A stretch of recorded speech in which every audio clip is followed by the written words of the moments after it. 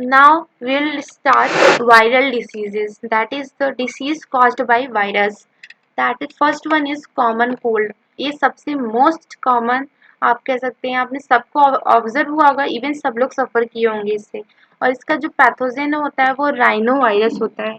It impacted the nose and respiratory passage but not lung. See, common cold में क्या होता है, knows effect होता है, रेस्पिरेटरी पैसेज भी इफेक्ट होती है, लेकिन लंग इफेक्ट नहीं होता है।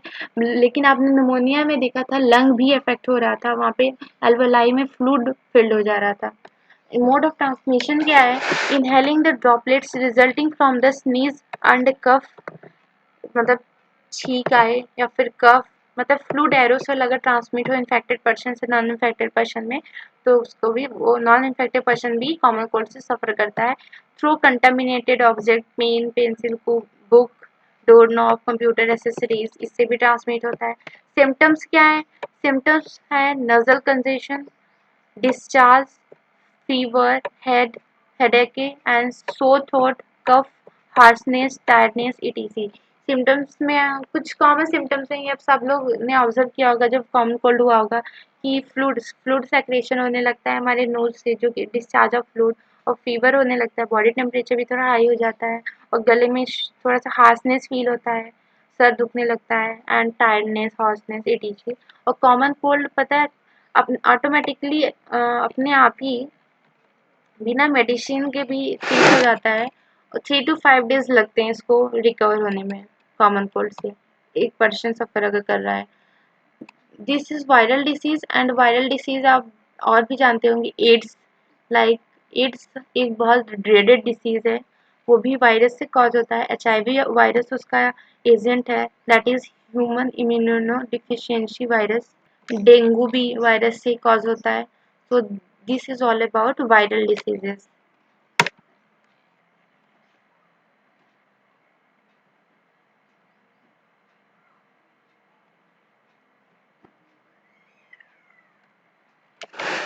Now let's start, that is protozoan diseases. Disease caused by protozoans. Malaria, first one is malaria. Pathogen इसका क्या होता है, प्लाज्मोडियम होता है। और भी प्लाज्मोडियम में 3 टाइप होते हैं, plasmodium vivax, plasmodium malariae, plasmodium falciparum.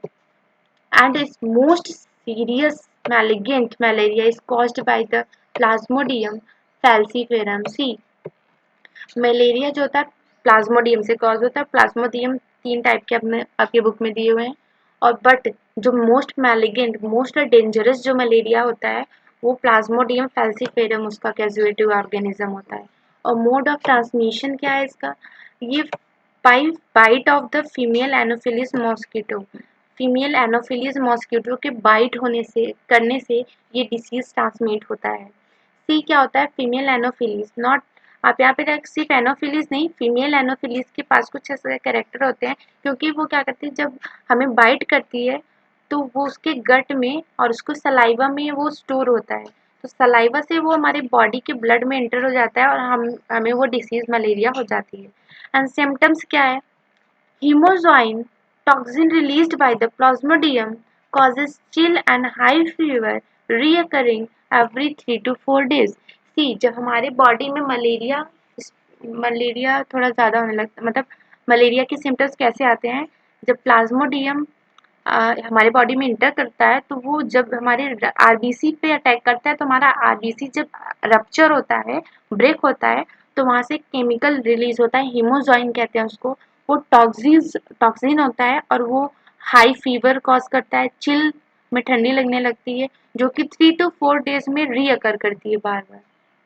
ना इसके बारे में हम डिटेल में पढ़ते हैं कि प्लाज्मोडियम की लाइफ साइकिल कैसी होती है, कैसे वो ह्यूमन और मॉस्क्यूटो के लाइफ में अपना लाइफ स्पेंड करता है। सी, स्टार्ट करते हैं, मॉस्क्यूटो ने बाइट किया ह्यूमन को, फीमेल मॉस्क्यूटो एनोफिलीज ने बाइट किया ह्यूमन को, फिर वो मॉस्क्यूटो की सलाइवा से हमारे बॉडी में स्पोरोजोइट पैरासाइट इंजेक्ट होता है, मतलब वो जो प्लाज्मोडियम है वो स्पोरोजोइट के फॉर्म में हमारी बॉडी में इंटर करता है। फिर parasite reach the liver through blood, और ब्लड के थ्रू वो हमारे लीवर में इंटर करता है। देन हमारे लीवर सेल्स में क्या करता है वो, asexually reproduction in liver cells and bursting the cells release into the blood. क्या करता है वो हमारे लीवर सेल में एसेक्सुअली मल्टीप्लाई करता है, मतलब रिप्रोड्यूस करता है, और हमारे लीवर सेल इसको ब्रस्ट करता है ब्लड में, फिर रिलीज हो जाता है। एसेक्सुअल रिप्रोडक्शन फिर वो रिलीज होने के बाद क्या करता है, आरबीसी पे अटैक करता है और आरबीसी के सेल्स में वो एसेक्सुअल रिप्रोडक्शन करता है and bursting the RBC release the hemozoin cycle of fever and other symptoms. See जब हमारे आरबीसी पे वो अटैक करता है, मतलब मॉस्किटो एंटर किया, लीवर को अफेक्ट किया, एंड जब आरबीसी पे अटैक करता है तब हमें सिम्टम्स दिखता है मलेरिया का। वो भी क्यों? क्योंकि जब आरबीसी ब्रस्ट होता है तो वहां से हीमोजॉइन केमिकल रिलीज होता है जो कि फीवर कॉज करता है, जो कि रीअकर करता है 3 to 4 डेज पर। अब ये तो ह्यूमन के अंदर हुआ, दैट इज ये आपको जो भी इतना दिखा भी ये ह्यूमंस की बॉडी में एज अ होस्ट ह्यूमन है।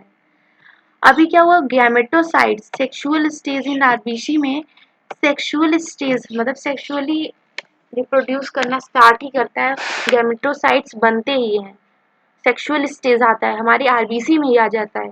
फिर क्या आता है, यही गैमेटोसाइट फॉर्म में ही जब मॉस्किटो फिर हमें बाइट करती है तो वो मॉस्किटो हमारे ब्लड के थ्रू इसको भी अपने गट में इंटर करवा लेती है, मतलब इसको सक कर लेती है।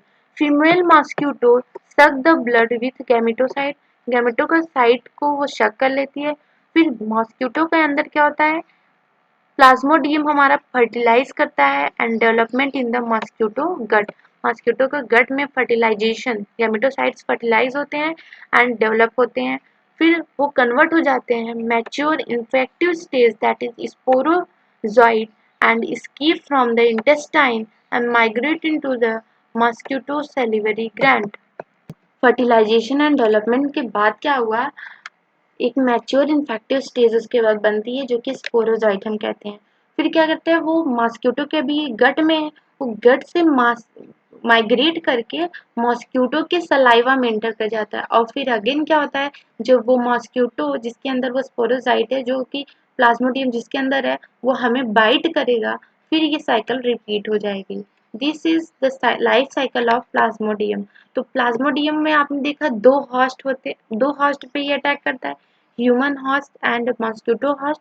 ह्यूमन होस्ट प्राइमरी होस्ट होता है उसका। ये आपने क्या पढ़ा अभी मलेरिया के बारे में। नेक्स्ट पढ़ते हैं जो कि हमारा कॉज होता है प्रोटोजोन से, वो है अमीबियोसिस, अमीबिक डिजेंट्री भी इसको कहते हैं। और ये किसके द्वारा होता है, इसका पैथोजन कौन होता है, causative organism is entamoeba histolytica. Entamoeba histolytica is the causative organism for amoebiosis। Mode of transmission क्या होता है, house fly, mechanical carrier transmit the parasite from feces to food and water। क्या होता है जब इन्फेक्टेड पर्सन डिफिकेशन करता है तो उसकी फीसिस में जो होते हैं ये पैरासाइट प्रेजेंट होते हैं, ये प्रोटोजोन्स प्रेजेंट होते हैं। जब हाउस फ्लाई होती है जो कि मैकेनिकल कैरियर है इसका, वो फीसिस पे जाके बैठती है तो वहां से वो कैरी कर लेती है अपने सार एमीबियोस एंटामीबा हिस्टोलिका को, और ये फूड मतलब फूड पे जब बैठती हैं या फिर वाटर में तो वो फूड और वाटर कंटामिनेट हो जाता है, और जब इसी हम उस इन्फेक्टेड फूड एंड वाटर को हम कंज्यूम करते हैं तो वो हमारी बॉडी में एंटर कर जाता है और हम डिसीज्ड हो जाते हैं। इसके सिम्टम्स क्या हैं, constipation, abdominal pain, cramps, stool with excess mucus and blood clot. Constipation होती है, एब्डोमेन में पेन होता है, क्रैम्प्स मतलब अचानक अचानक से दर्द होने लगता है, एंड स्टूल जो फीकेस होती हैं हमारे, जब हम डिफिकेट करेंगे तो उसमें एक्सेस म्यूकस और ब्लड क्लॉट्स भी आएंगे। ये आपने दो डिसीज पढ़े जो कि किससे कॉज हो रहे थे, मलेरिया एंड एमीबियोसिस, ये प्रोटोजोअल डिसीजेस हैं।